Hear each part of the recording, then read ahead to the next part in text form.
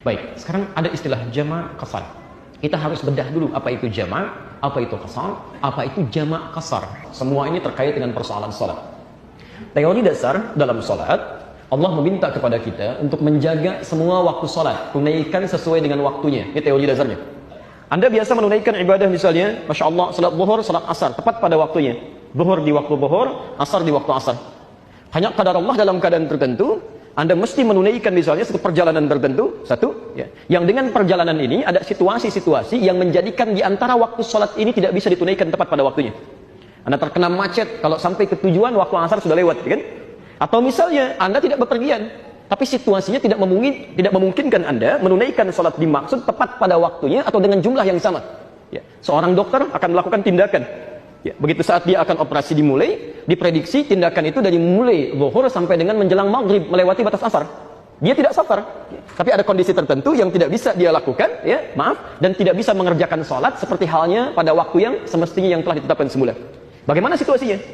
Maka dalam hal inilah kemudian muncul tuntunan-tuntunan Al-Quran dan hadis-hadis Nabi SAW untuk memberikan solusi. Kita mulai dari yang pertama dulu. Ada situasi saat akan menunaikan sholat yang dimaksudkan, kita tidak bisa menunaikan sholat dimaksud, salah satunya, pertama terkait dengan waktunya. Tidak bisa ditunaikan tepat pada waktu yang dimaksudkan karena kondisi tertentu. Misal, dalam kondisi kaitan dengan perjalanan.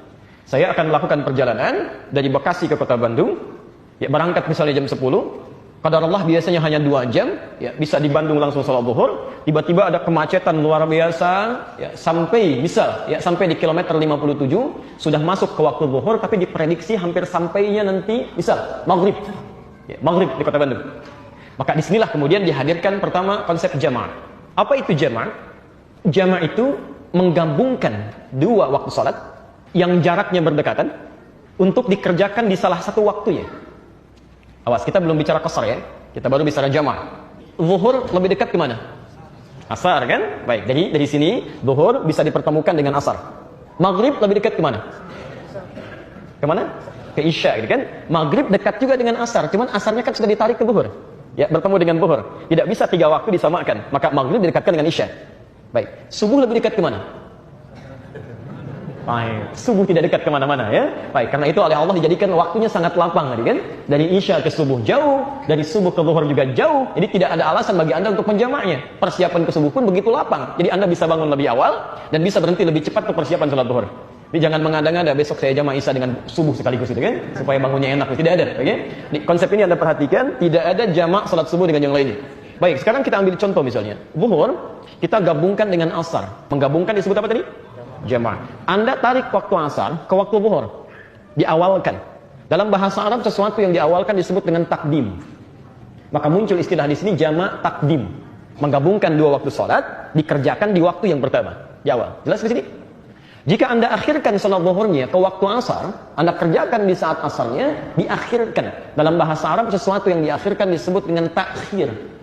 Maka muncul istilah di sini jamak takhir, yaitu menggabungkan dua waktu sholat, dikerjakan di waktu terakhirnya. Jelas di sini?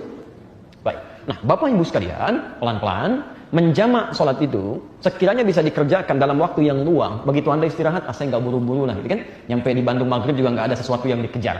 Maka dalam waktu yang luang ini, Anda tidak harus mengurangi jumlah rakaatnya, tapi bisa dikerjakan secara sempurna.